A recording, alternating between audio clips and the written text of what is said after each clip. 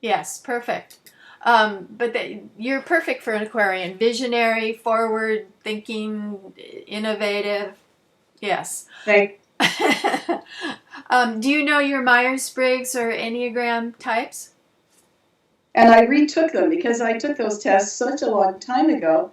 And it's interesting. My Myers-Briggs is ENFJ, That's what the I am. giver.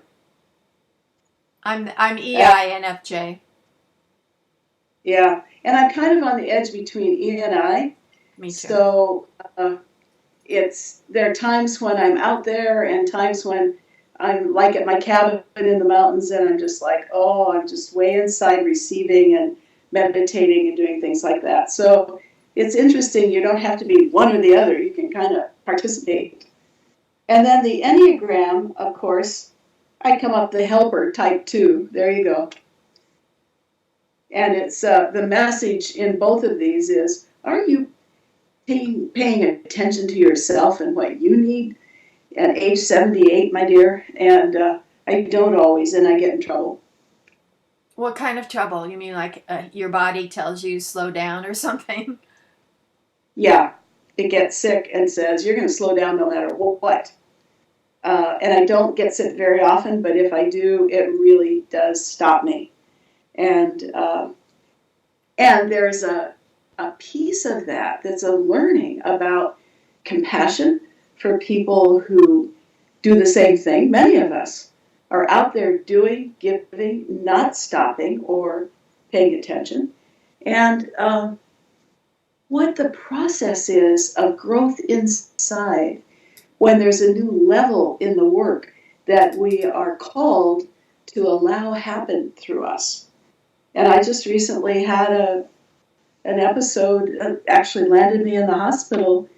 I flew when I had uh, congestion, and it settled in all the way through my lungs, not pneumonia, but something that I just couldn't snap my fingers and get away from. But what I'm noticing is the process of deep change inside of myself. And after 34, 35 years of doing this work, every day it deepens, and it's deepening now, and it's more effective now. And so I'm both very appreciative and in awe that we all need to stop. We all need to listen. We all need to let our guidance move us to the next level of service. And what is this shift, this deepening that you're experiencing? Is individual to you, or are you seeing it as part of a broader trend? I see it part of the broader trend, and I'm more sensitive. And the work that I do already with a few clients that I've seen now, since I've gotten better, is faster and even deeper, and it's been good for a long time. I also see the challenges in both our country and across the world right now, and the chaos that's there, and that we can move, as Greg Braden talked about, to empathy. And the empathy means that as individuals, we experience compassion for ourselves, compassion for others in newer, deeper, um, more profound, and more how can I be of service ways. So many people, many of my clients, are talking about how empathic they're becoming right now. They emerge from their meditation or from a walk in the woods, and they feel that inner journey. So the movement from chaos to empathy, I do experience happening, and I feel both excitement, comfort, and challenge with it, because it's not easy when there's chaos all around. But we can do it. We can do it. What do you think is driving that shift towards more empathy and caring? Just a reaction to the chaos and the ugliness? Well, I don't know for sure. Uh, Part of it could be that. Part of it could be it's time. Many people who read the stars and astrology and information about the eras that we're in say now is the time that we're finishing one age, we're coming into another. Those transition times, even changing jobs, are always very challenging. And so there's usually a lot of, uh, challenge, whatever, problems going on as we make those transitions. But I do believe we can, because I see so many people, I hear so many people of different ages, the seniors, the middle age, and the little babies. They're coming in with their eyes still in heaven and just as clear and and amazing as they can be. So that means that you're hopeful that although we have the rise of these autocrats like Trump around the world, that you have hope for us. I do. I do. And, just myself, as a scientist and then doing the healing facilitating, I've never had time to be involved politically. Well, I am now, and I've been on 3 marches and amazed at the people and the peace and the holding of we can change, and we are here to make sure that we're not becoming something awful. Right. Well, let's go back to your childhood in Portland. What was there about your family that led you to be a Ph.D. cell biologist? Well, there wasn't really anything about my family. My daddy was an automobile mechanic. My mother was a nurse, and they were wonderful, supportive, loving parents. Wonderful. My dad loved to invent things, and when I was a little kid, I can remember sitting in the basement with a scale and something, and he was doing something so that it would lift, like it would lose its intensity of gravity, and I was recording things for him. And so I have little memories of the fun of exploring how things work, but there was no real science. My dad once said to me, daughter, being a secretary is a really good job for a woman. I went, is that so? But I went to school, of course, and high school. And one of my early teachers, I think my sophomore year in high school, said, if you put out just a little bit more effort, you'd be a straight A student. And I went, really? I never saw myself like that. And I did. And all of a sudden I was in honors classes everywhere. And in biology. And my biology instructor was so encouraging and so helpful. And I fell in love with biology. How these bodies are, how they work, what are they like, what's known about them. This is in high school? That's in high school. And they encouraged me to go to college. And I went, really? Nobody in my family's ever gone to college.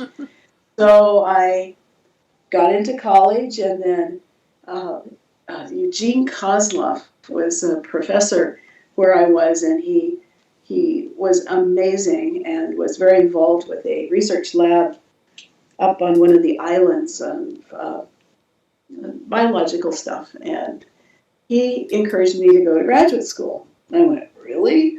And so I did. I did a master's in North Carolina at Wake Forest University, and that was the first time I'd been out of the West Coast.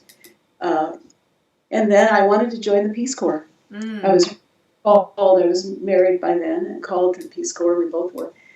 And my professor sat me down and said, you need to keep going, so you need to work on a doctorate. I went, what? So what's guided me along the path of education have been people that I trusted and who saw the potential and, again, sat me down and said, hey, think about this. And then the doors opened at Penn State, and I got a teaching associateship and all of this stuff. And so, one thing led to another. And I look back and I look at these doors that have opened without asking them to open, unexpectedly, and the kind of push from behind that was gentle but very clear whew, here's the way to go. There it is. People talk about needing mentors, and you had mentors. Definitely mentors. And then in the work of doing healing, early on, I had a mentor in the Philippines. I spent 4 months there working with him.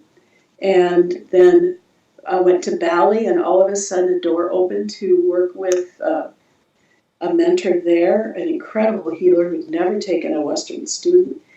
And I went back and forth for 10 years working with her and exploring the depths of native healing there in a very different tradition than what I'd grown up with. And it was such a gift, such an honor to actually feel the history of the land and the ancient history of the healers. And when I started with her, I said, I can't really translate all of the incredible performances you guys do. So can we go underneath the practices? Because I'm not going to wear a sarong, and I'm not going to have rice and this and that in my office, and hit what's underneath this. And she got that and said yes. And so her work with me was helping me to expand deeper and deeper and deeper. And it's just like now she's passed away some time ago. It's just like now with this time of chaos, we're seeking the depth of our empathy, of our compassion, and allowing that to lead us as we serve others. Those patterns are very familiar. When your Balinese teacher was working with you, what did you find was that underlying principle that you could apply to working with people in the West?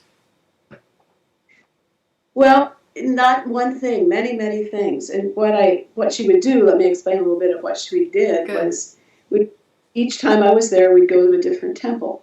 She would tell me what kind of sarong I had to wear and what temple top, and so I was properly dressed. And my translator helped me learn how to behave myself so I didn't do things wrong. And, oh dear. For example, in Bali, if you're hot and you put your hands on your hips to kind of air your armpits out, your hands in that position mean you want to fight somebody. So you just don't do that. So anyway, what Sri Manku did was take me to different temples. She would trance dance around me and whack me. And then I would see things that were not physical things. She helped me move into the place of expanded consciousness where I could read, where I could see, where I could receive. And that would translate for me then back here into the blessing of meditation, where new information would come.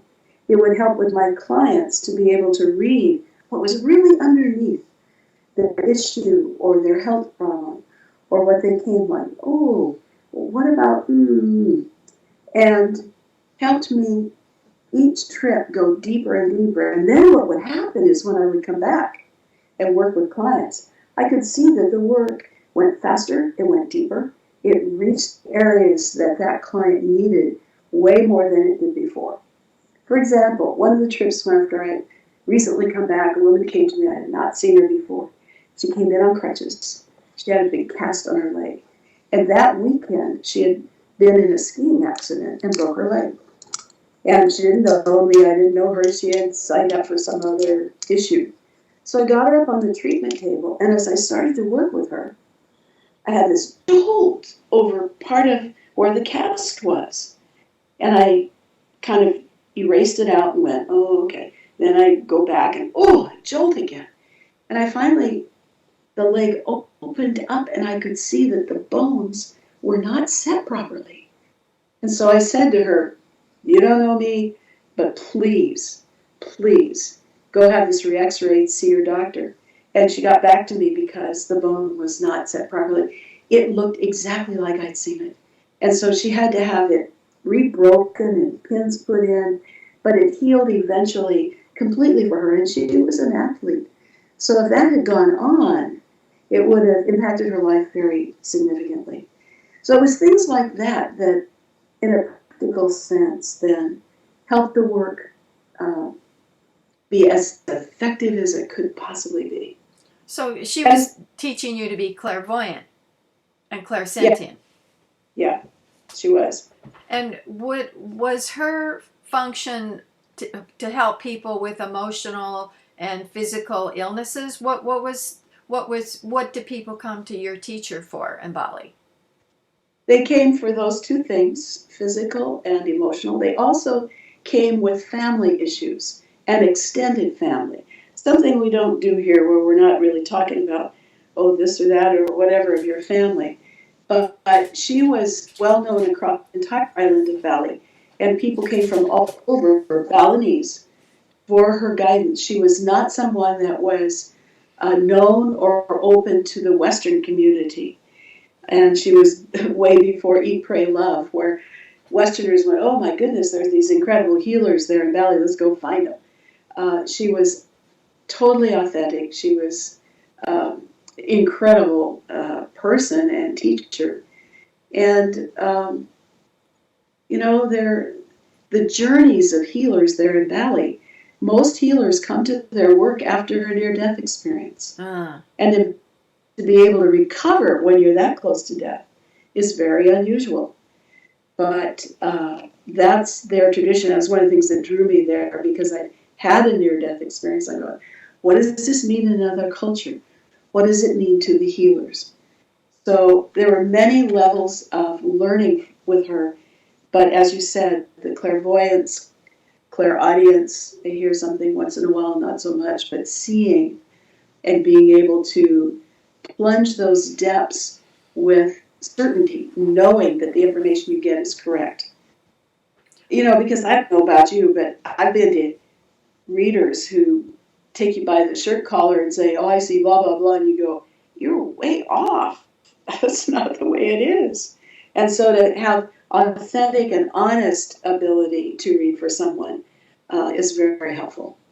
Would you say her work is shamanic, that she does soul retrieval and travels out of body to do work? Very shamanic, yes. And I have shamanism in my background. My great-grandma was Native. And so the shamanic part of it really resonated, even though I haven't studied with a Native American. There is a genetic piece to that that's been very helpful. Cellular memory. Yes, cellular memory. In homeopathy, they talk about miasms of, lineage, I guess, energy and clusters that go through our genetic lineage. So we're connected in ways that we don't maybe understand to our ancestors. Correct. You bet. And show up as guides. They're wonderful guiding us also. In my near-death experience, my grandmother and my mother greeted me at the other side, and that opened the door for me of understanding that, they're not dust in the ground. They're still there and with us, and we can call upon them. We can benefit from their wisdom and then their insights, since they're in another reality at this point. With more perspective than we have, probably. Big time, yes. In cell level healing, you describe that NDE, and I'm wondering if you think that it was somehow purposeful, because it's a little odd. Could you describe what happened with the window, the stained glass window, I think it was? Yes. So I was an atheist at the time, and running a research lab, and I was vacuuming. Lived alone at that point. I was divorced, and there was a big leaded glass window that was over 3 feet long, very heavy, up on the mantle. I did not bump the mantle. I didn't nudge anything. My head is down, and bingo! All of a sudden, I see it's falling towards me, and I actually it hit me on here on my head, And I remember grabbing it and putting it down so it didn't break. Oh. And all of a sudden, I'm not in my body. I'm in a tunnel going very fast towards the light down a long, dark tunnel. I had never heard of near-death experiences. This was 1976.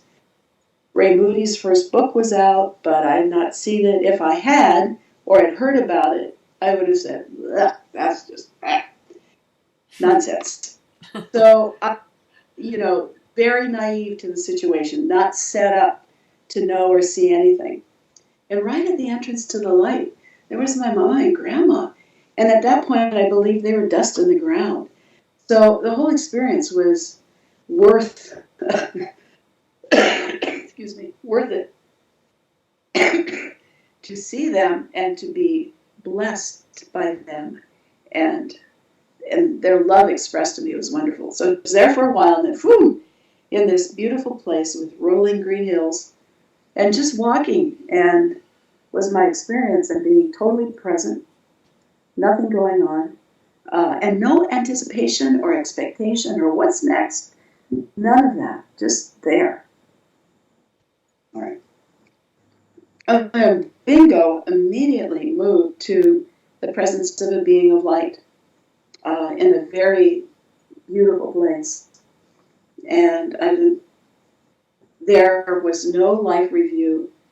I had the experience that everything was known and no judgment, but no specifics for me. And then no discussion about coming back or not. And bingo, I'm back on the floor, getting up with it, put my hand up on my head, and I had a huge mat of clotted, dried blood. Scalp injuries bleed like crazy, and blood doesn't clot in 2 seconds, so I was out quite a while. Do you have a feeling that a benevolent force said, "Wake up, Joyce, we want you to move in this other direction, we're going to knock some sense into you," like your teacher would whap you? Just like that. Looking back at it, I do, and it took 7 years before I changed careers. I had a lot of exploring to do and shifting my belief system and experiencing things, and so it was quite a journey, that set of early times in my life. I'm not sure when the book by Candace Pert came out about molecules of emotion. That she really became famous in the New Age community for that book. Did that influence you at all? Did you know about it? That book was out after I had changed careers, and yes, I read it, and I was very touched and impressed by it because of her brilliance as a scientist and being able to put that together with what she did in that book. It was fabulous, yes.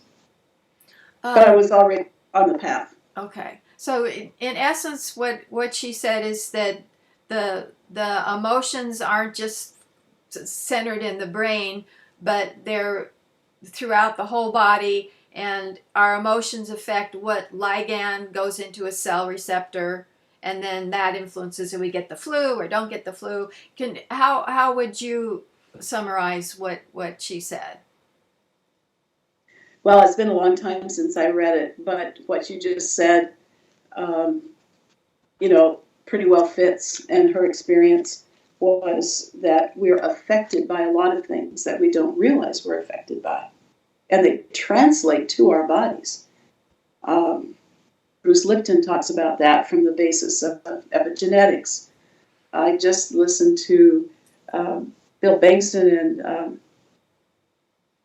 Dean Radin, and they're doing fabulous research showing how things affect us that are not electromagnetic or even truly magnetic. It's like this whole journey of trying to understand expanded consciousness, how we are affected by things and how we can affect things. Like a lot of my clients don't come to the office. I work all over the world via Skype and phone, and the work begins immediately, the instant we start. It doesn't take time for it to get there. And it's as effective as if a person's in the office. So I've had my own empirical experiences of how this work is unrestricted by space or time, which puts it in a dimension that we don't have real research on yet. Or But people are looking. Dean Radin's doing a lot of it, but it hasn't been Great acknowledged in stuff. the mainstream. People like Dean Yeah. Radin. So quantum physics explains that non-locale, when entangled particles are entangled, they have a non-local effect that's not influenced by time or space. So there's a scientific way to explain why you can do healing from a distance and clairvoyance and all that. Do you agree? I don't think it explains it all. Ah. Quantum physics is very interesting, but gluons and that sort of stuff does not explain the reach of expanded consciousness. There's more to it than anyone has been able to write an equation for or to explain at this point. And I'm really convinced of that. So the fact that you can do healing from a distance instantaneously could be explained by what beyond quantum physics and the information field? By what are innate, and the word is spirit or expanded consciousness or soul, some level of consciousness that's not measurable yet. It's not magnetic. It's not electromagnetic. It's not even little particles entangled. It's bigger than that. And I don't know. That's just my empirical experience of it. And people are exploring that to see how can we describe it? What is that about? But once again, understanding some of the physics of quantum field, it doesn't explain the whole thing. I don't know what does. We're still exploring. Some people have talked that I've interviewed talk about this consciousness as having love and wanting to, wanting our growth. So it has this kind of compassionate, loving, and emotional quality to it. It's not just informational, it's loving. Yes, definitely. Like when I work with people, there is a sense of connection that is about love. And the love comes from the other side, and that's common to near-death experiences. When I first came back, I loved everybody and everything. Everything. Wow, look at that wall. I love it.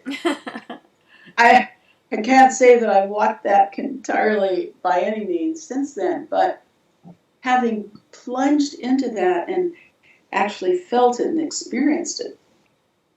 And the word love is wonderful, but it doesn't go far enough to describe what that experience really is. It's so all-encompassing, so deep, so tunes us to a certain way of being. And yeah, I agree that whatever we put the word on, love, is crucial to being able to serve in this world. Even Alexander, who had a near-death experience when he was in the coma, said that a lot of people who have NDEs divorce because they change so radically, their worldview changes so much. Did you find that it affected your relationships as well? Very much, absolutely.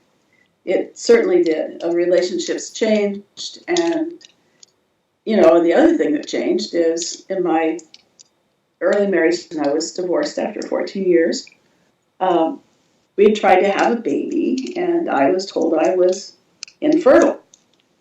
Well, so I was actually, after the NDE, dating someone, and all of a sudden, I go, ooh, something hasn't happened for 3 or 4 months. And I gave birth to a wonderful daughter, so I think they healed something on the other side so that I could bring forth a daughter. Now I have 2 grandkids, which I love very much. So there are mysteries in our lives, mysteries in these experiences. And then things come forward and manifest, and you go, how did that happen? But it's kind of fun. I mean, every day when you wake up first thing, what's today about? I've said often, well, when I first wake up, I go, oh, I'm here, I'm alive. Okay, how much trouble can I get into today? But fun as well as do our service. Right. Um, when when you were in a Catholic church in Oregon, you heard a woman's voice say you're called to heal. So was that one of the precursors to you changing from being an atheist to a spiritual healer? No, the atheism left, right? I mean, I did not come back from the near-death experience an atheist. Right. And this was 7 years after that. And I had been taking classes in healing and exploring stuff, but I loved running the lab. I loved my research work. And I was kind of like, well, is there anything, what is this about? And I'd gone to Mount Shasta with actually one of the teachers, and we climbed way up, and we'd done all kinds of things, because Mount was an incredible place of journey. Oh, I see a kitty. Hi.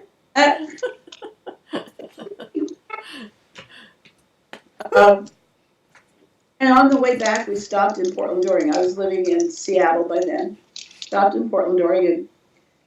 And out Gleason Street it's a shrine dedicated to the Blessed Mother. So I wasn't actually in a Catholic church. I was in this shrine, Catholic shrine.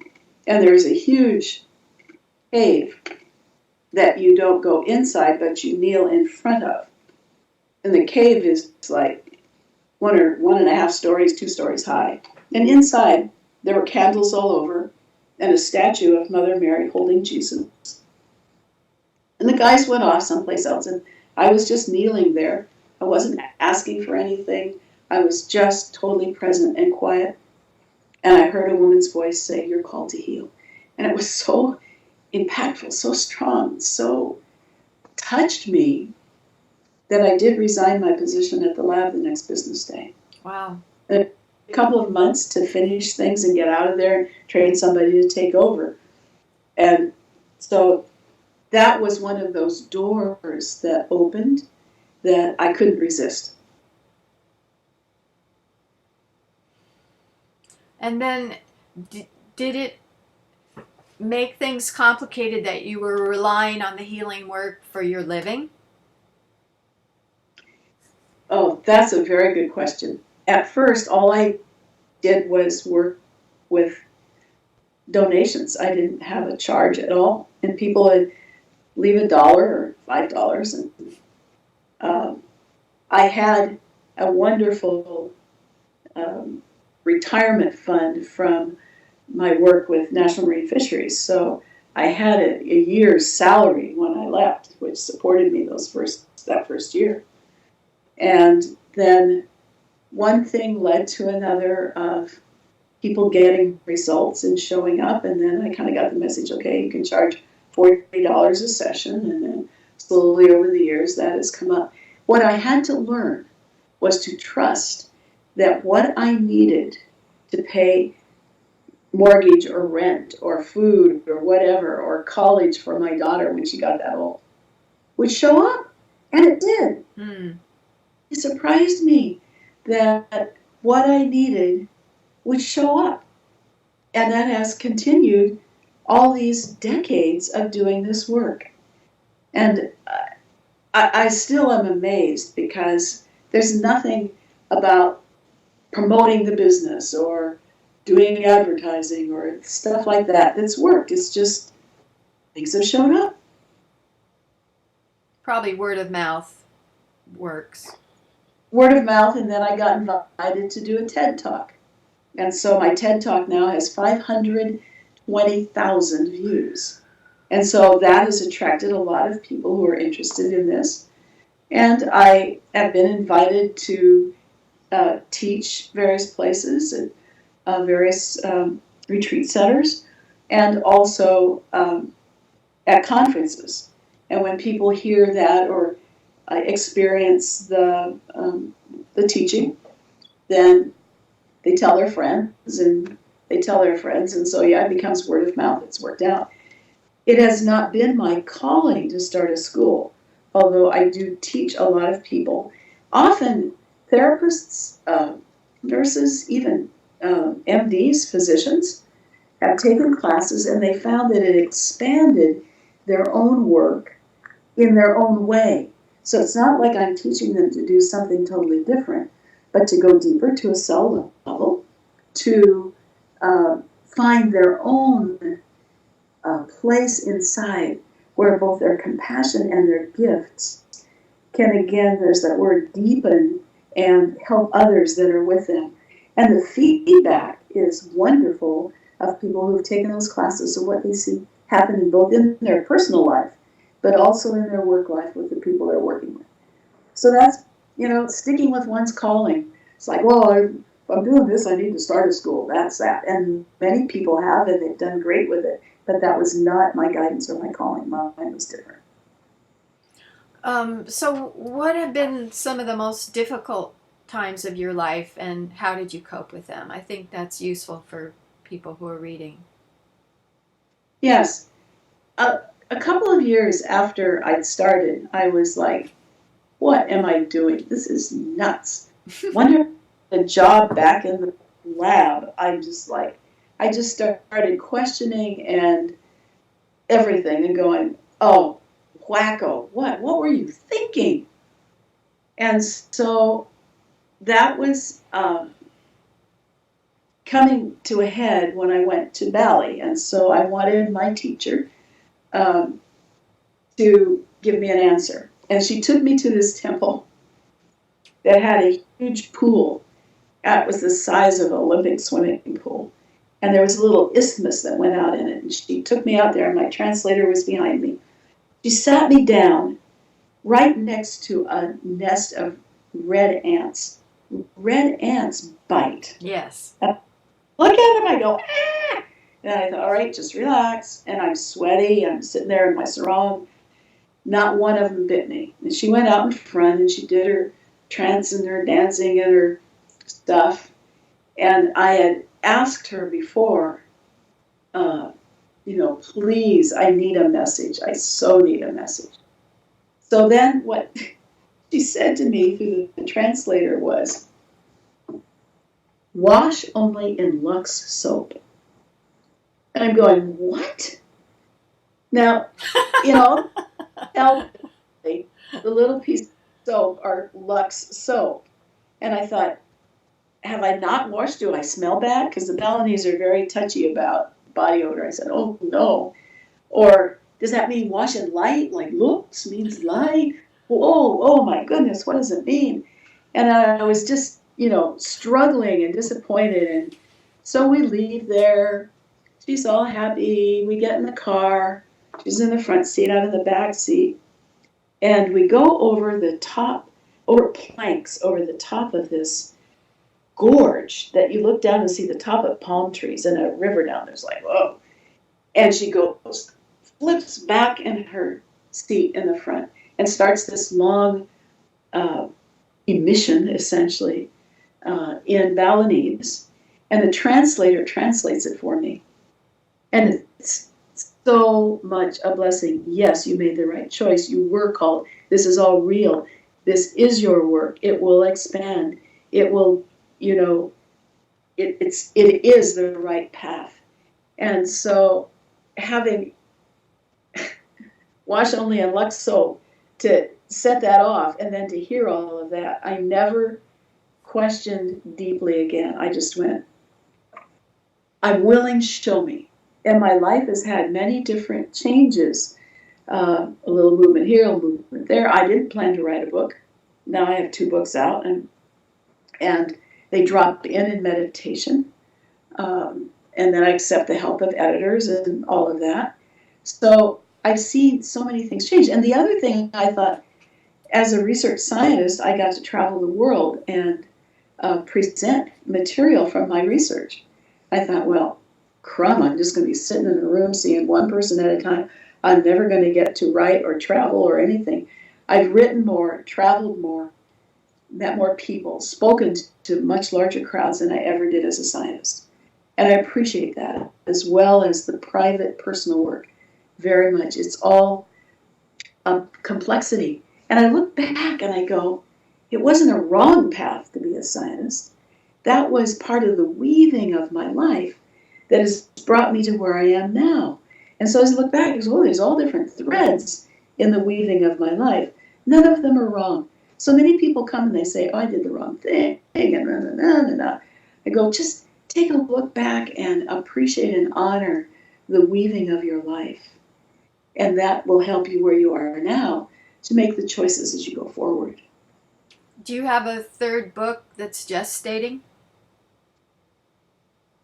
I have one that I'm in the process of. Do you want to say anything about it? No. Okay. Yeah, thank you. The book about Resonance 9 practices for harmonious health. What are some of those practices? Well, there are 9 couplets that dropped in meditation. Every one of them came in meditation. So like one chapter is sensitivity and joy. So many people come and they say, I'm too sensitive, take my sensitivity away, I can't stand it. But if you can clear yourself, look at the sensitivity you're getting as important information, it will bring joy into your life. And so each of those couplets are ways of practicing, and a lot of my own stories in that particular book also. So I've been very happy that in meditation these things show up. Are you aware of like personalities guides that work with you, or is it just like an abstract guidance, or do you have a sense of, oh, this is so and so and now so and so's here? I have both. There are times when I work very specifically with certain guides who bring and teach me certain things, and then there are times when it's more open and universal of just the energy that's there. One of the things that I have explored has been the depth of a number of different religions. I've been a member of a Tibetan Buddhist Sangha now for 15 years or so. And so some of the mantras there have really touched me. Some of the beings, some of the Buddha aspects and Hara aspects have touched me. The teacher in Bali was Hindu, so I really studied deeply in Hinduism. I did a master's in ministry at Seattle University, which is a Jesuit school. I didn't grow up Catholic. And so it was wonderful to learn the wisdom. Those Jesuits are so smart and so deep. And then I've recently studied with a Muslim, wonderful imam, and learned some of the path there also. What I find is, at one level, all of our religions have, do it right, do it this way, this is the way to do it. Even meditation teachers do the same thing. Get your head just so and your back just right. No. And then you get deeper, you go underneath that. And as you go underneath it, the bottom line in all of them, as you said earlier, is love. How do we touch it with our different traditions? What does it mean? How is it expressed?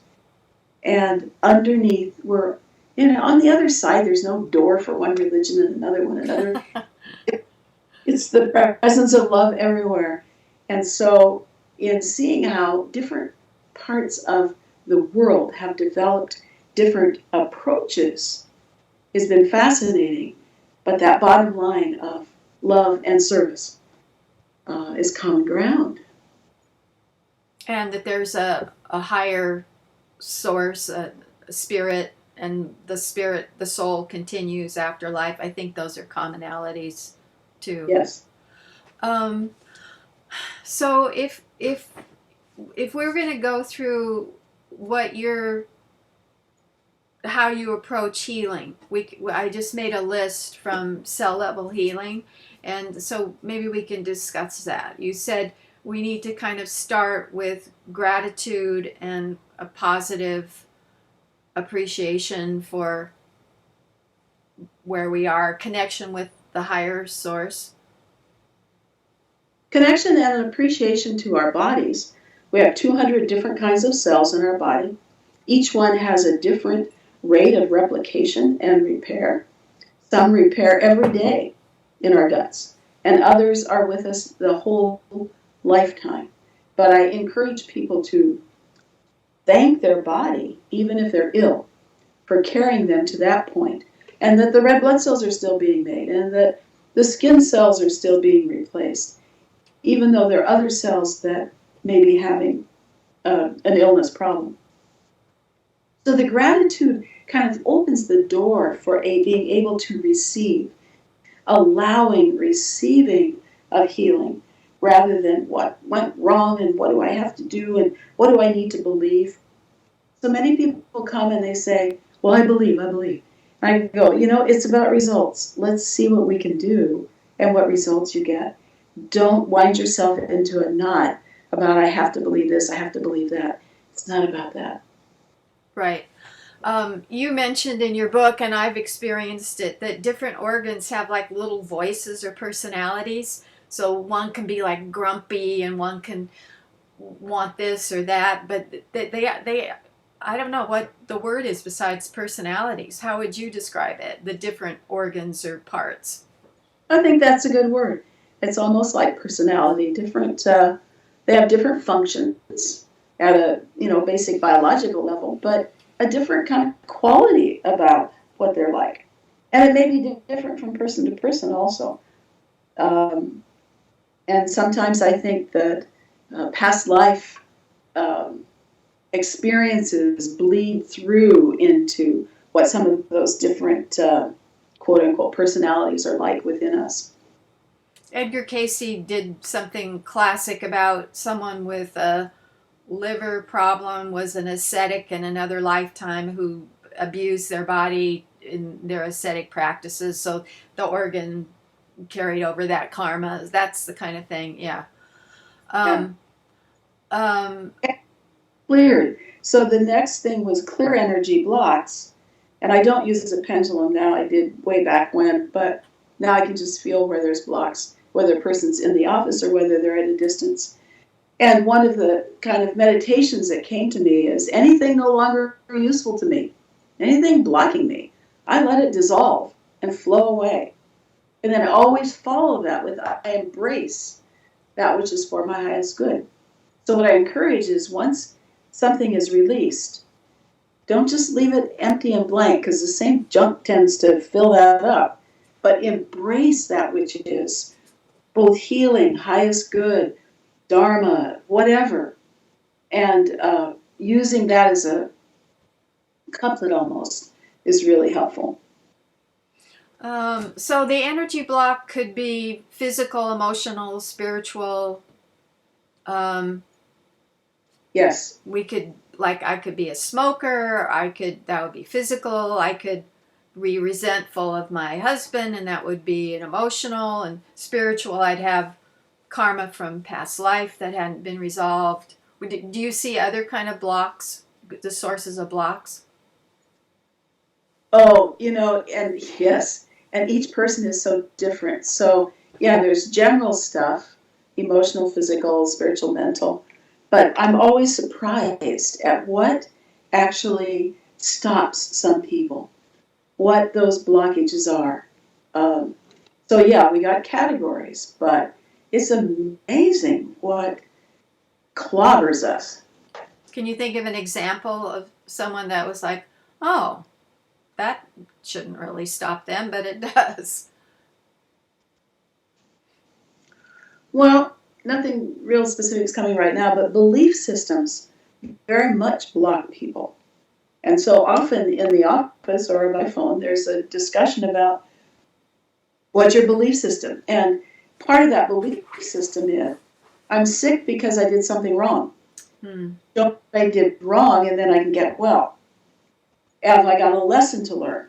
And we learn lessons from our journeys, but in all these years, I haven't come to the conclusion that it's the lesson we have to learn that has caused the illness or the challenge that we have. We can get a lesson and an understanding out of it, but it's a mystery what actually causes it. Because I've looked at, okay, this is why and that's why, and it's never answered the whole thing. So when I hit something like that, I go, okay, we got a mystery. I'm putting a box with a bow on it. It's on a shelf. I'm asking about that when I actually die and get to the other side. I want the answers. And there are things that stay mysteries on this plane. Sometimes they open up. But it seems like there's patterns that breast cancer, the woman doesn't nurture herself. She has resentment that interferes with the functioning of the immune system. So that's fairly simplistic, but do you see those kind of patterns in different illnesses that people present? I see some of those patterns, like Louise Hay has talked about, but they're not consistently always the same. And that made me wonder, I mean, it's possible that the people that are coming here have a variety of different backgrounds. And what I've always prayed is may the people I can actually help be the ones that show up. And so there's not been okay, breast cancer means this, back pain means this. It's not been consistent. And for a long time I was going, okay, I got to find the consistency here. What does this mean? What's that? And it was like, just listen to each person. See how unique they are and what it is that they need, that individual needs. And so I don't have a list of, okay, this condition means that, because that's not been my experience. Very interesting. Yeah, that's important. And a lot of women with breast cancer and recovery of breast cancer, we've been very fortunate to help them recover fully. And that's not been the bottom line. Each of them has had a different bottom line. Isn't that interesting? Yeah. What are some of the bottom lines other than that feeling that they're not nurtured? Sometimes just not even here's the reason, not or overdue in their life for some, not really wanting to be a woman for some, and total, like, cancer showed up there, we have no idea why. Nothing in their life looks like it put that in place. And so we're not looking in those situations for something to change in their life, but to bring healing to those cells, support the healthy cells, support their chemotherapy or their medical work, to work as a team member so that they can get well. But there obviously is a place for genetics, right? There is family weaknesses or whatever you want to call them. Yes. And the genetics is interesting because recently in the journal Science, a few years ago, there was a very interesting paper where researchers discovered a molecular complex that actually slides along the DNA, and it covers 3 base pairs, which is one gene. So that gene does not express. And no one knows what moves it, but it can move off of that, so suddenly that gene expresses.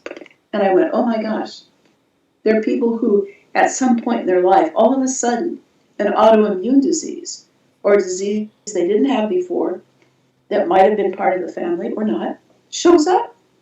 And so the depth of the work then was reaching to what we call the slidey thing, because its scientific name is about a mile long, and move.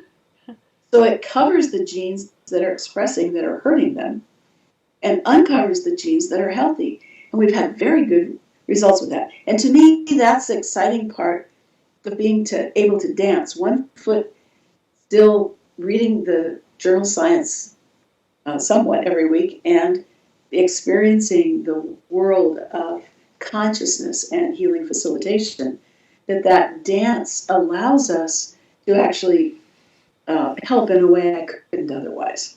So that's an example of epigenetics, right? That our environment changes which genes express. But we don't know what moves that, because it's not just epigenetics. It's bigger than that. Environment affects us, we know that, but it's not the whole story. What else might it be that would make the slidey thing move? We don't know. Nothing, there's no research yet on it to know for sure what it is. But the impact of the exterior world is one thing, but what's about going on inside our brains? What's going on in our meditation? What's going on in our ability to receive and allow healing to happen in our body? That's not epigenetic. That's another whole dimension, a whole other level. You talk about a soul signature, so that you've made the point that we're individuals. We can't neatly fit into categories. So how do you use the soul signature concept in your healing work? Well, it's like a part of the asking of how can I assist this person? What is the depth of their soul? What is the guidance for this one individually? And so that's kind of where I go with the soul signature of exploring who is this? It's not like, okay, let's see. Oh yeah, you're an Episcopalian. Okay. Oh no, you're Jewish. Oh, okay. It's not like that. It's who really are you from the influence of past lives and this life and the blessings you received and the challenges you received, and really being present with who that person truly is. Do you remember some of your past lives? Oh yes. There was a period of time early on when I did past life work extensively. And one of them, there were several where I'd been a nun or a monk in every single tradition, deeply, deeply, deeply. And that helped me to acknowledge and accept what I'd learned in those lifetimes and translate it into the work. And then one time when I was doing past life work, I suddenly got that I was horrible and I killed people. I was like Attila the Hun. And I wept for a week. I was so in remorse. But it also helped me really join the human race. You know, I'm not so good. I've done all this stuff. And so it wasn't about how do I pay for it. It was let me have compassion for everybody. Because we all have done things that we shouldn't have done. Oh yeah. I've had a lot of nunny past lives too. Maybe we were in a convent together somewhere. Or someplace cool. Okay, this is something that I haven't seen other people talk about. You talk about a kind of a flow, the energy flow, and the healer has to be like on the same wavelength of the client's flow. Is that like a chi thing that goes down the vertical channel along the spine, or what? How do you think of that flow? My experience with Westerners is the flow starts at the top of the head and it goes all the way through the body. Not necessarily in acupuncture channels or chi channels. Each person, it flows a little differently. With people from India or Eastern cultures, it often is more like a kundalini flow where it comes from the base of the spine up and then over and down. But I used to try and get the energy for everybody to start in that kundalini pattern, and people got kind of sick on the table, like, ugh. And pay attention and see what's actually here. So then what I discovered is, the natural flow for Westerners, for some reasons, from the top of the head all the way down, out the bottom of the feet. And when people are blocked or stuck on something, you know, you can take the flow down a certain point and then it's just stuck. And that, once that's released, and I can just very gently get a hold of it and release it, almost shamanically, they feel so much better. And then the body heals. Because if we have stuck, blocked places throughout us at physical levels, it's not good for us. We're not healthy then. So are we talking about meridians and chakras, or are we talking about something that's not so specific that through which the flow passes? Well, I sometimes see meridians, sometimes I've worked with chakras, but there's a larger scope, as you just said, that's not as specific, that flows through every cell, flows all the way through the body.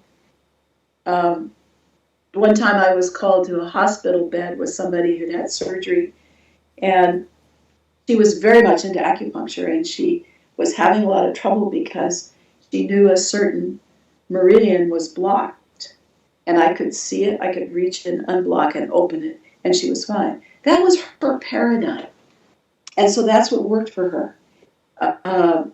So it's not about imposing a different paradigm. It's about feeling what is actually there for the person and what works for them. I read a fascinating book. I think it was called Self-Talk by the chiropractor who developed craniosacral work, and it was so. You probably know that book. It's a thick one, and it was so interesting to me because I had thought of like there's a cell, there's a nucleus, there's a little, but it was so complicated and so intelligent about messages being sent and remembering this and the the cells are amazing. And then what I didn't know that you said in cell level healing is that they're very similar. That the salmon have the same basic cells as we do. So that's fascinating. So when you're doing healing work, do you actually go into look at the individual cells? What I do is ask what level this person needs the most. And for some people, it's just basic energy. Some people, it is a tumor. But there's something in the cells involved and their activity that I reach to. So the cell work is the depth of the work. It's not like, oh, fix my pancreas, fix my heart. It's like, well, there are all kinds of things in the heart. There's valves, there's muscles, there's nerves, there's blood. What is it that needs to be touched? And asking deep inside, where is the focal point here? So the cell work, and as I teach that to people, knowing that there's mitochondria that produce all the energy of the body. And if you're exhausted and you send the energy through the body, focus is touch the mitochondria so that they can do their work. If there's something in the DNA, in the nucleus, that's coding for autoimmune disease or something that doesn't work for the person, there's where the focus is. So it's not like I'm going, okay, we have close to 100 trillion cells in our body when we're tall. Try to work, every single cell. It's like, where is the depth of focus down inside? Got it. Yep.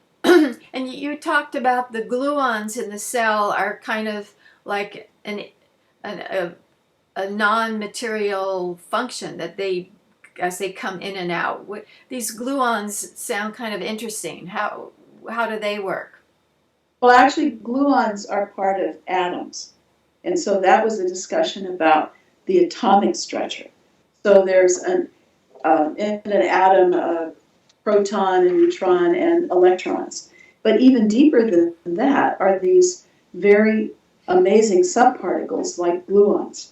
And there's so much that's known and not known about them. But if you keep going deeper and deeper, you get to pure energy without any particles around at all. And that, how do we allow that energy to be with the body?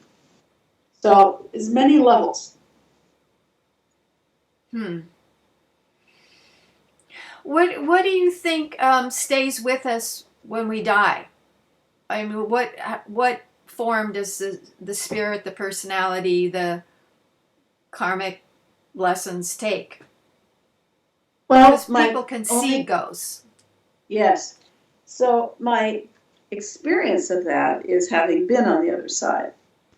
And that is that we're conscious, we're who we are.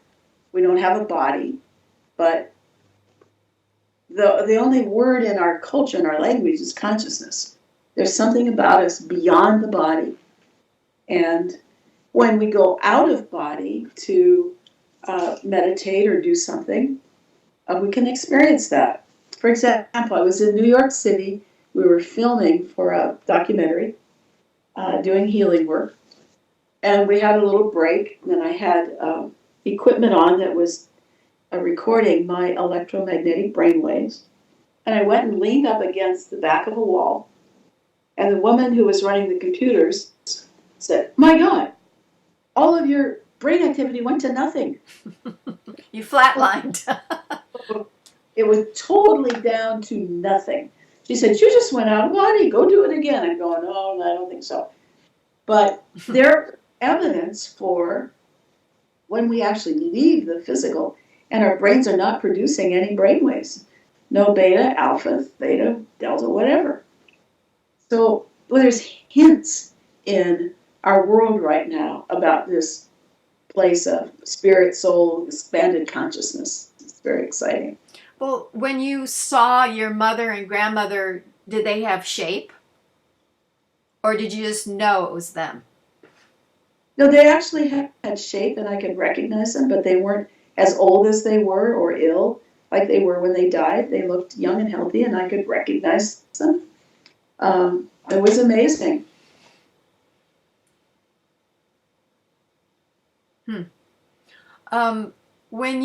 When they measured your brain waves, they could trace a difference between when you're doing focused healing work and when you're doing not focused work, and there were more delta waves when you're thinking healing. Yeah, my brain now has, well, delta waves are usually seen in deep unconscious sleep, not dream states. But when Richard Davidson, University of Wisconsin, tested Tibetan monks who meditated for many, many hours, he found that they ran beta, which is the thinking mind, and delta in a waking state, whether they were meditating or not. Oh. And when I'm meditating or sending healing to someone and feeling that compassion, the delta waves go 10 times higher than beta, alpha, or theta, than anything else in my brain. And so it's just fascinating that it's not that that's what's doing the healing, but that's the response of the body of the healing facilitator, is that your own body changes when you're actually sending healing to someone. And I don't want it to be confusing that, well, that's what does the healing. The healing does that through us, but it's bigger than that even.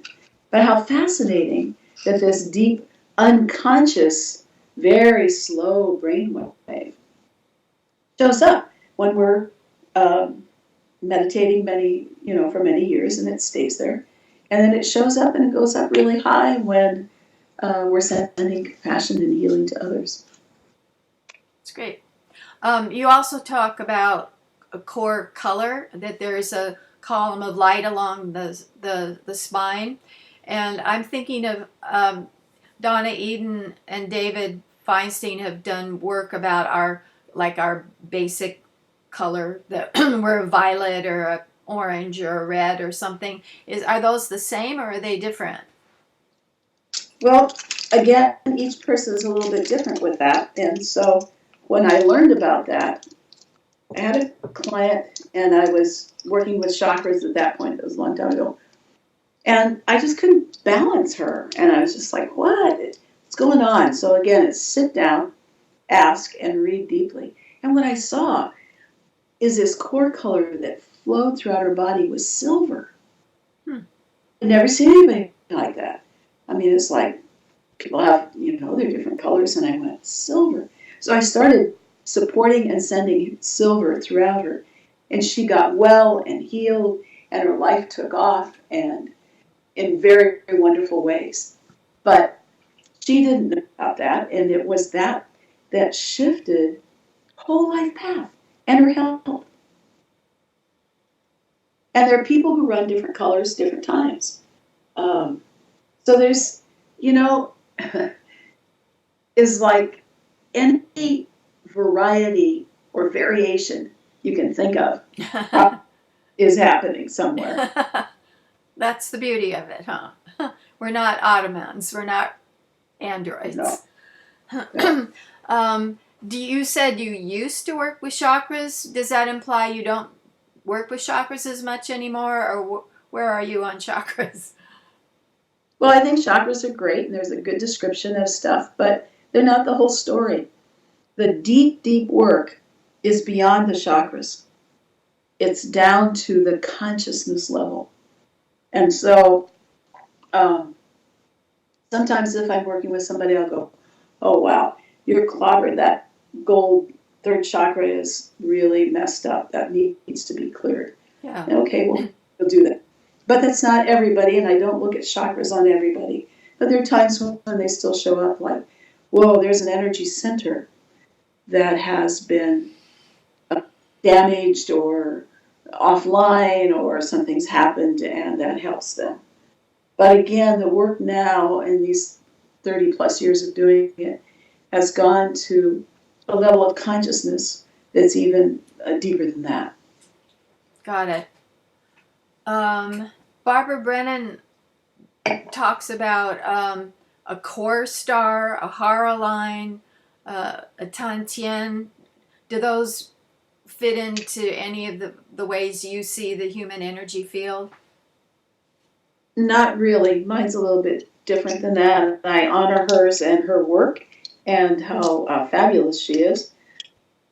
She and David often present at the Canadian Energy Psychology Conference, so we've had many chats at that place. Oh, you're talking about Donna Eden. I'm sorry. I was talking about Barbara Brennan, but Brennan. Go ahead. Yeah. But, I've run into all these people in various conferences and places, and we each have a different instruction on how to work and follow our instructions, and it works with the people who come to us. Mm. And so I think we each have a community that we can help, and it's different. You've also used singing to help people balance. I find myself making noises. I'll go psst, or little that I'm not sure why I'm doing it, but it seems to be called for. But so you'll sing a disorganized area into attunement. Some people that works fabulously, and others it doesn't. So yeah, it's great. Music's wonderful. Would it be like a little song or a humming, or what would be an example of how you would use music? Well, each person again is different, and so I often play music in the office, or I don't really sing for them. My partner, Helen, who we teach together, is a musician, and she often plays awful, wonderful instruments or leads singing, and those songs that we use in the teaching really, really touch many people in the classes. Because they're vibration. Sound is vibration. Absolutely. You use spirals a lot, spirals of soul light, because it's a archetypal pattern like the seashells and the galaxies and whatever. And other people are really talk about the torus, that's kind of a basic sacred geometry. What do you think is special about spiral? The spiral is so universal. As you said, the galaxies are spiral. When an electron goes from source to ground, it spins in a very, very tiny spiral. So every electron from our lights go, then inside of our bodies, our DNA is organized in a spiral. When mitochondria do their work to give us the energy that we have, the enzyme that pulls like two carbon atoms apart and grabs the energy, that enzyme, adenosine diphosphate that becomes adenosine triphosphate, spins when it works. At every level, there is the pattern of spinning. If you think of the Sikhs and their spin the Sufis, I'm sorry. Sufis, yeah, the whirling dervishes. The whirling dervishes. I went to an event, and actually, even as old as I am, got up and was able to spin a little bit, and it just feels wonderful. And the people that are going around and around is like, wow, and they don't fall over. That's amazing. So there's information and experience in traditions, in our science, and then deep in ourselves that spin is somehow a basic pattern for the universe that we know. Mm-hmm. Well, I wonder, I'm thinking about Reiki uses symbols. I wonder if, and there's spirals like in Shokurei, Daikyo-myo. I wonder if that's tapping into the same principle. I would think so, yes. Yes. And describing it slightly differently. Yeah. A person, wonderful people who put it together, experienced it, and described it, yeah.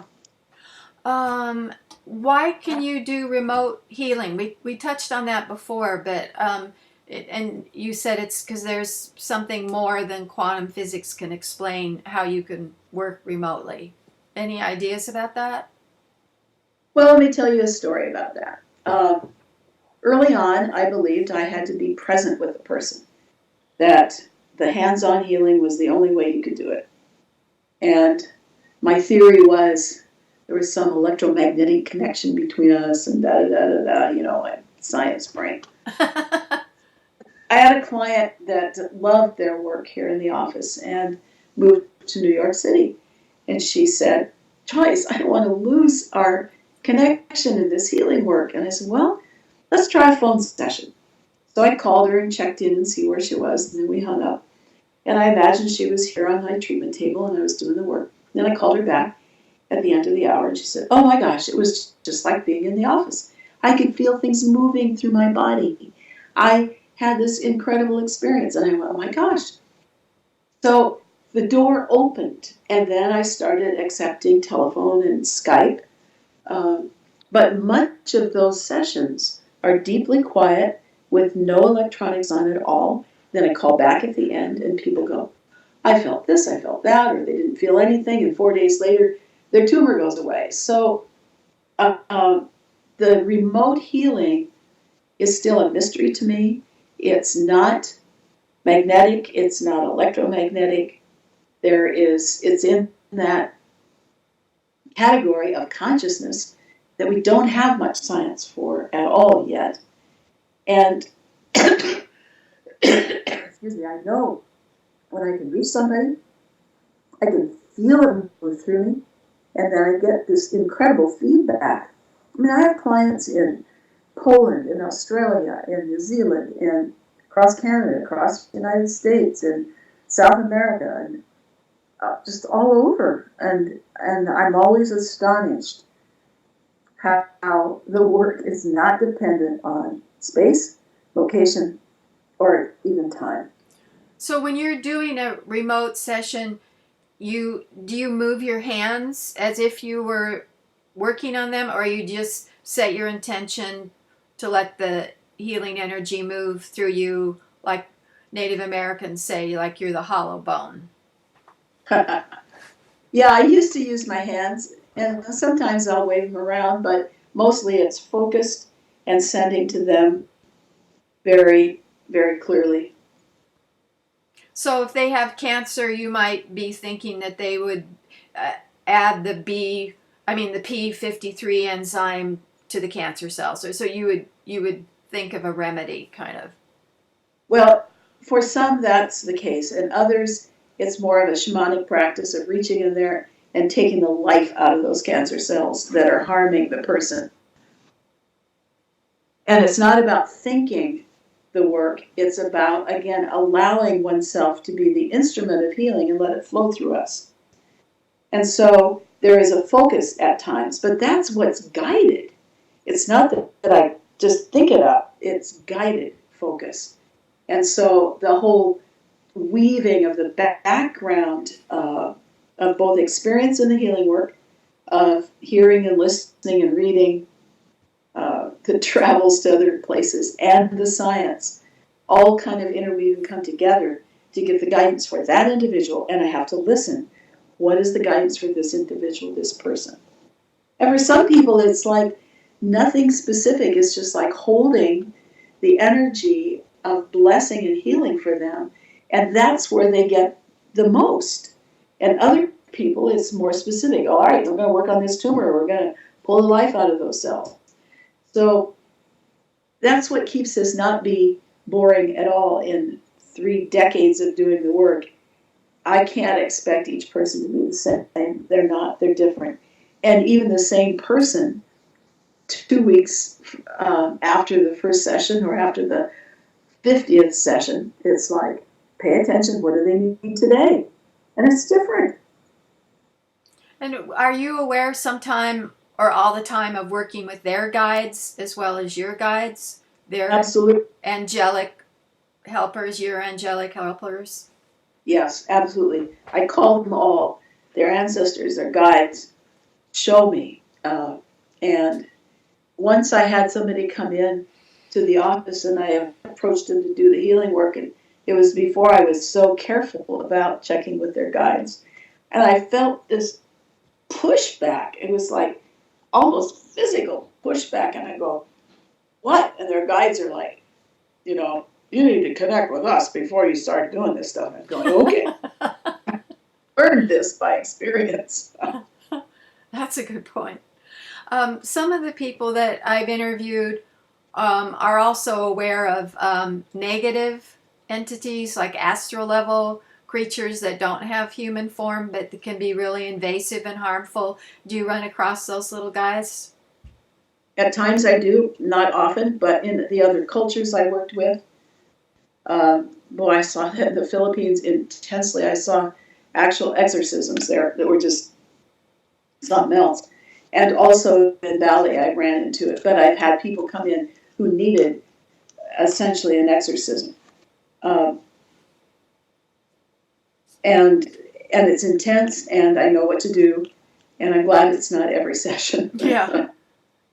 So your Balinese healer teacher helped you with the procedures for that, right? Not so much. Actually, it was in the morning in Ubud. I would go for a walk, and there was a man in a kind of a suit that would come walking toward me, and I could feel this like, ooh. And so I went, wow, pay attention here. And then I had taken some people over on one of my trips, and I had taken them to one of the beautiful temples. All of a sudden, he comes walking toward me, and there are a lot of geese and ducks in Bali, and he has a goose by the neck, and I know he's going to wring its neck and kill it right in front of us. And I said to him from my mind, not out loud, said to him, drop the goose, turn around, and leave now. And he did. And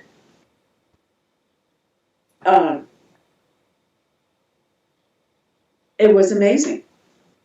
But I could tell that he wasn't on the side of the positive. I also worked with a man who came to the office who was had horrible pain in his gut. He was from Haiti, and I've been pulling stuff out, and I didn't believe in negative stuff. This was way many decades ago, and right after the near-death experience, I didn't think there was anything in the world except love, and everything was wonderful. And so I start clearing him. All of a sudden, there's these 2x2 little dark entities in the room that I can see, and I'm going, oh, what do I do about this? So I said, wow, Lord Jesus, help me. And I taught high school for a while early on. So the teacher part of me said, all right, you two, all of you, line up 2x2, and you go to your source or go to the light. You have a choice, but out of here. Phew, away they went. And the guy was, oh, I haven't felt this good in a long time. So I don't know, a month or maybe 2 months later, he shows up again. He's all bent over in horrible pain, just like he was initially. And we did this again, the similar stuff. And then I questioned him. I said, what are you doing? He said, well, I'm doing Vudan. And I went, oh, uh-huh. He was wanting power for himself. Mm. The desire for power is a bad trap. And in doing that practice, he was incorporating these negative entities that were truly harming him. So I said, if you keep doing that, do not come back again. And he didn't ever come back. I ran into him in a grocery store once, and he looked at me, and I looked at him. We went down different aisles. Oh, the end of the story with that. But trying to gain power over is very bad, very deadly. I'm wondering, a lot of the scientists that I've talked to have gotten a lot of criticism and flack from scientists who are in the materialist paradigm and are freaked out by these changes. I wonder if you've gotten that kind of flack, criticism, she's crazy, whatever they say. Yeah, initially, before I left the lab in those 7 years when all this was happening, I really got that. And even friends who were scientists were like, I don't know what's happening to you. So, I'm not active in the research field now. I'm not out there trying to put this together. My calling is to do this work. I really appreciate those like Dr. Rady who are doing the research. And it's a difficult place because some people accept it and go, hey, that's great, that's wonderful, and others, just because of their belief system, just discount everything. Their data is wonderful. It's wonderful, and it's like a new field where slowly, as the data shows things, it gets better and better. Then it's like, wow, okay, we missed that. But science has been that way all along. Every new discovery, new things that have come, have been deeply questioned. Even the initial stuff with DNA and genes was all put down at the beginning. And now, like second nature, yeah, that's all true. But it's not the way new things get started. And new things get started because they're new tools. Like the stuff I saw with the electron microscope. Nobody knew there were things inside the cells at that level with light microscopes or before then. And so then we had to really prove that it wasn't artifact. And I remember those days, so you fix stuff and you embed it and you do this and that and you put it in the electron microscope. Is it real? Is it actually part of the cell we're seeing? So we had to do a lot of background work to prove that. So every level of new opening and discovery, particularly with new equipment and tools or new awarenesses, takes time of other people, other parts of the world discovering the same thing, putting it all together. And we're in a process of that now with consciousness. What do you think about the fact that, 75% of DNA is called junk, and they don't really know what it does? That to me is very interesting. It's like the fact that 95% of the universe is dark energy and dark matter, and we don't really understand it. It seems like there's a parallel. There's also more recent information that there's no junk DNA. There's DNA that's not active, but all of it is useful.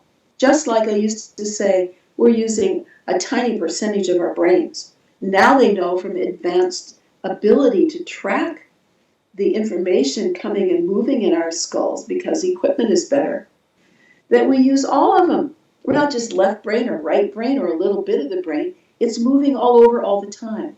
So once again, this is an area of expanded research, of deepening, there's that word again, Yep. where all of a sudden it's not, there's not just junk around. It's all working. It's all useful. Do you have any idea what it might be? I mean, they'll know that this gene is like leads to blue eyes, and this gene leads to you're going to be short. Or what might the formerly known as junk DNA do? Or we just don't know. There's lots of things. that DNA does that there's 5 fingers and how tall you are and this and that and which cells do what. But what about the rest? What about things that we haven't uncovered or discovered yet? What about all of the inner workings of the 200 different kinds of cells, and that we've got, between 50 and a trillion cells in our body, and we have as many bugs in our intestines that are crucial to our life also. So we know a certain amount and we're still discovering. So we should be humble. And thankful and grateful. Yes, indeed. In your classes, what do you do? I'm assuming that you probably do a lot of hands-on work. People work on each other. What kind of guidance do you give them in your workshops, in your hands-on workshops? Yeah. Well, I'm still very attached to all my beautiful pictures of cells, and show them what cells look like, all different cells, and how you work with them. So there's a basis of that. And then Helen and I teach together, so there's music, there's cell stuff, there's meditation. Often people come who, I tried meditation, it just doesn't work for me. I'm like, okay, it's really important that you connect with a higher source. And so we guide through that and then teach people how to do clearing, how to begin to read the body. And I do an advanced workshop each year, and every year that topic is different. It's not the same. So I actually don't really do the exact same workshop every time. I'll be doing one coming up in March in the Bahamas at the Shivananda Yoga Retreat Center. We do a 4-day there every year. And truly it includes the information about how to reach the cells, how to do this work, and then hands-on practice so people really get the experience of it. And so then people come with their Reiki training, with their training from another teacher, their training and certification as a physical therapist, as a doctor, as a nurse, as whatever it is. And then they're able to take that to a new level. And it's so much fun to watch people blossom and explore and discover, like, oh, wow. And then we get feedback when people go back home and that their work has, again, both deepened and expanded. So that's very good. Speaking of fun, what do you do for fun? I play with my grandkids. I love to walk in the woods. I have a cabin in the mountains. I love to be down on the river that runs right off a glacier on Mount Baker. When I was younger, I climbed mountains. I've been on the top of Mount Hood, 10,000 feet, and St. Helens before she blew up, and several other volcanoes. I love hiking. I like good movies. I enjoy life. And I have a big white dog, a Samoyed.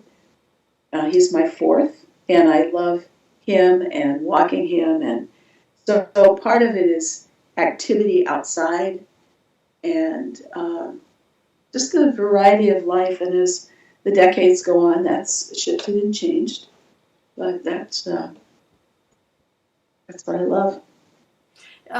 Is there anything that we haven't mentioned that you think we should include that should be in your chapter?